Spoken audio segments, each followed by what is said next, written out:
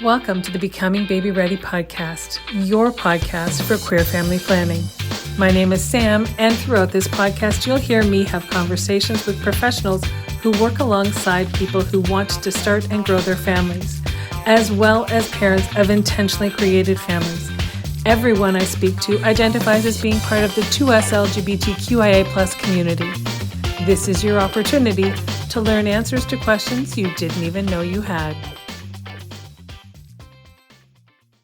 I'm really excited to have you join me today to listen to the conversation that I recorded with Christina as she talks about her journey as an egg donor. Welcome, everyone. I am extremely excited today to have the opportunity to be chatting with Christina. Christina, welcome. Tell us about your professional role. Hi, thank you, Sam, for that introduction. Very excited to be here with you. I think that this is a great opportunity for the both of us. I am currently a lead medical assistant and egg donor coordinator at a fertility clinic. It's called New England Fertility. I work for Dr. Gad Levy. He's a reproductive endocrinologist, and I also happen to be an experienced egg donor myself, and I'm currently transitioning into a full-time egg donor coordinator role. Hopefully, fingers crossed, by mid-November, I'll be done with training the other medical assistant. Right, because somebody has to fill the role that you're currently filling, right? Exactly. Can you tell us how the work that you do, really in all capacities, not just as an egg donor, but within the clinic as a whole, can specifically help members of the 2S LGBTQIA+ community start or grow their respective families? So yes, Dr. Levy has been in the industry for over 30 years. In that amount of time, you gain a pretty vast and diverse client base. A great percentage of that client base is part of what we call our third-party program. Third-party reproductive medicine is basically anybody who needs to use an egg donor or a surrogate, a third party to continue their family building journey. Majority of that client base is going to be your same-sex LGBTQIA identifying individuals. Same-sex male couples, same-sex female couples. We have transgender patients. So that is how we, specifically help that client base. And we also happen to have an in-house therapist, a very, very targeted group, I would say. I just want to, you mentioned therapist, and I just want to touch on that because for those who are watching and don't know where Christina is, she's based out of Connecticut. So those who are watching know that I'm just west of Toronto, Ontario, Canada. So there's a difference in how things are done probably between here and there. And I know that here, if someone is using a third-party donor for their conception or to carry their child, even with a surrogate, they need to seek counseling and see a social worker to help ensure that everybody is all on the same page and they understand the pros, cons of the whole journey. Is that something that's mandated where you are as well? It is, actually. So we have our own egg donor program. Throughout the United States, there are agencies all over the place, and Canada and all over the world. But we happen to have our own egg donor program. We require that every egg donor that participates with our clinic has a psych evaluation. Every surrogate that participates in our program has a psych evaluation. Sometimes when they're coming from agencies, they will have already had that psych evaluation that they may have referred out to, but we have that advantage to where if they haven't yet, we can also provide that service to them. And then between the surrogates and the intended parents, as well as when there is a known donation, which I actually happen to be participating in a known egg donation myself right now, we had to have what was called a match meet, where there is a meeting between egg donor and or surrogate along with the intended parents. Wow. And at first glance, you almost wonder why that's necessary. But as you start to look further and deeper into the whole process and journey and how emotionally involved it is for everyone that's participating, you can start to step back and appreciate how beneficial that counseling can really be on the journey. Most definitely. Yeah. Are there things that you might look for working in the capacity that you do that your clients might argue make you better suited to work with the 2S LGBTQIA plus community than perhaps your cisgendered heterosexual peers? Yes. So I would say, through my interactions with the patients and even through some of the video interviews that the doctor has done with intended parents and patients here, specifically same-sex female couples, one of the most common trends that I have seen is that there's a lack of information and awareness when it comes to what we call reciprocal IVF. Now, that is when same-sex female comes to us and we're going to create embryos with one or both of their eggs, and then the other is going to carry, and then vice versa. Sometimes they'll both carry, they'll switch off. Sometimes only one will carry, but they'll use their partner's eggs. And we have had clients who oftentimes a lot of our client base in general come from other agencies and clinics where, I hear a lot of the times that they wish that they had found us first. Because with the experience that we have, we are able to guide them through every step of the process. We have experience with reciprocal IVF where I've had a patient specifically make a statement along the lines of, at the other clinic that we were at, we felt like they didn't even know what to do with us. They just wished that they had found us sooner. We're grateful that they found us when they did, but, I would say that definitely makes a huge difference in patient care, especially with this community. I don't think you could be more right. Really, it's a sensitive journey. It's a time-sensitive journey for some people, depending on when it is that they're starting the whole process. And it's heartbreaking to think that not every facility and organization is as forward-thinking and respectful of all groups as yours is. Yeah. Of course, losing that time in between for anyone is discouraging. And luckily, I can say that most of our clients, when they come to us, are pretty satisfied, and we kind of make up for that lost time. So I like to think. Excellent. Well, that's perfect. Are there any pearls of wisdom that you've learned over the years that your clients would say they're especially lucky to learn from you that they wouldn't necessarily learn from anyone else? I luckily am fortunate enough to have had friends, family, and colleagues who were all pretty, open and non-judgmental to the fact that I am, lesbian identifying. And however, I can say that I have not always been as open and expressive with my sexuality. I actually wasn't as open until about a year ago. And I did get to go through the egg freezing process myself. I've been through the egg donation process. And as I mentioned, I'm currently going through a same-sex donation. It's completely open. And for me, that's just my whole world coming full circle. But I would say that being a part of the practice that I am a part of, I've never been made to feel the other, luckily, but I've seen it through the eyes of friends, and it is definitely disheartening, especially being a part of the community, to hear some of the stories and some of the experiences that they have had, for sure. Hold on for just a moment. We'll be right back. If you're currently pregnant, then you should know that your umbilical cord and placenta are super rich with stem cells. These stem cells have been used to treat type 1 diabetes, different types of cancers, heart disease, multiple sclerosis, cerebral palsy, and more. With Anja Health, you can actually freeze these stem cells at birth, so your family always has access to that perfect match for your family to use for future disease treatment. To do this, just bring an Anja Health kit with you to birth, tell your provider to place the umbilical cord and placenta in the kit, and then call us for pickup.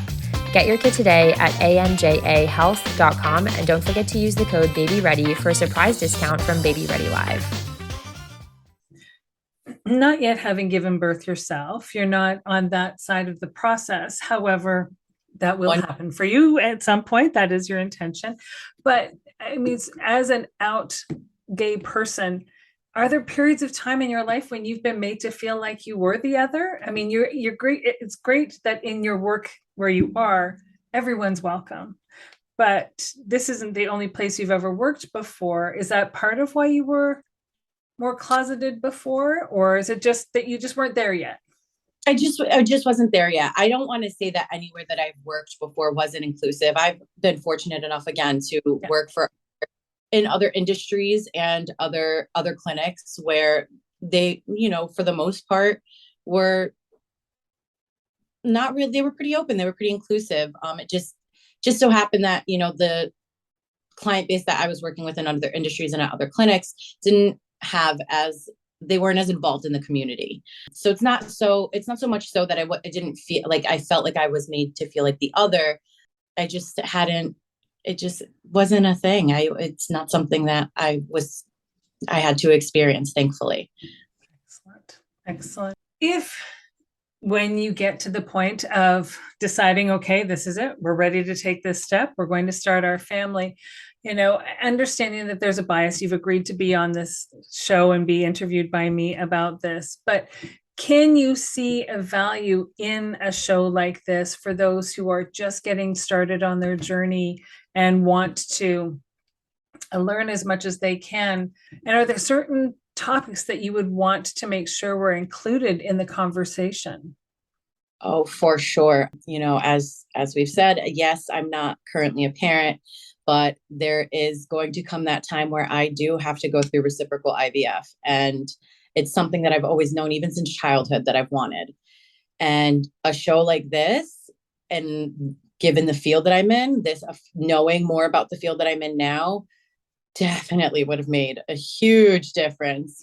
For the longest time, I exclusively dated men because I knew I wanted that family. I knew I wanted children, and I thought that was the only way I was going to get that. Mm-hmm. That was my dream.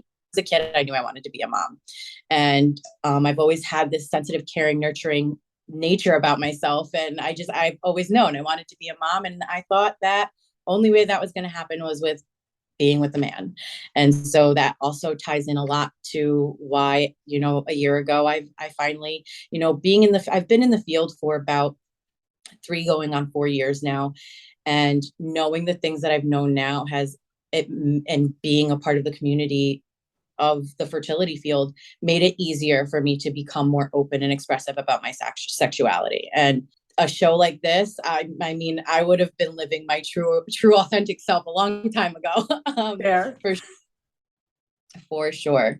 As far as some topics that I think need to be, addressed more, discussed more, as a care provider, working for a care provider, I think that it is really important for anyone that's beginning their family building journey to know that wherever they decide to take their journey, no matter what, first and foremost, they need to feel welcomed, they need to feel comfortable, and they need to feel understood, no matter, where they're coming from. If you don't feel like that right off the bat, then you're not in the right place. I think, given the fact that I've seen so many different cases and heard so many different stories, I think it's a little important to shed some light on, the fact that there's not a lot of awareness about fertility preservation, which could be life-changing for individuals who are seeking gender-affirming procedures and wanting to move forward with that. Hopefully, over time, we'll see a greater access to fertility preservation and fertility preservation benefits. But that's something that for a while now, actually, I've been thinking about, and, having people that are a part in my life personally that I love dearly, that are a part of the transgender community, and seeing, patients that have come to us in the past. I think that there needs to be, especially now that, gender affirming procedures are being performed at much younger ages, and there's not a lot of access to this information for, young individuals to preserve their fertility. And I think it's so important, especially coming from someone who thought that I had to be with a man to have the family. So I think that that's definitely something that needs to be discussed more, for sure.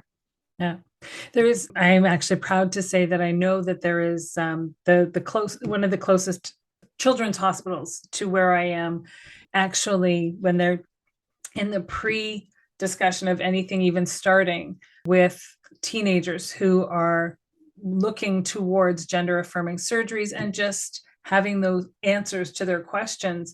One of the big things that they are promoting is fertility preservation for their own use later on, because while they are probably not at an age necessarily at 14, 15, 16 to know Think whether about they even want to start a family someday, knowing that there's an option for them to take that into consideration so that it's down the road, that's a decision they can make for themselves, which is, when I heard that, I was so pleased because that's something that they deserve and they need.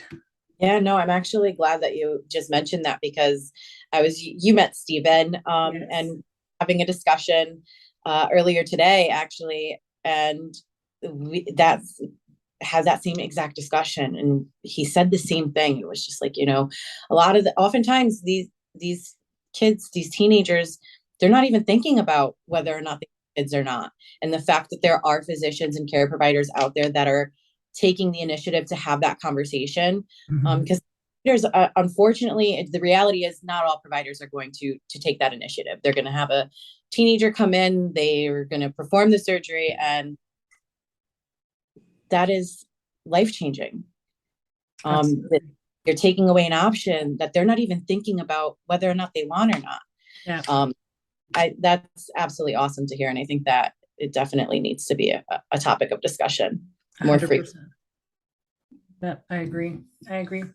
Is there anything that we haven't yet talked about or covered that you were hoping that we'd make sure to spend some time discussing today? Actually, we just did. That was going to be my main thing right now. That was going to be my main topic of discussion. Oh, that's fantastic.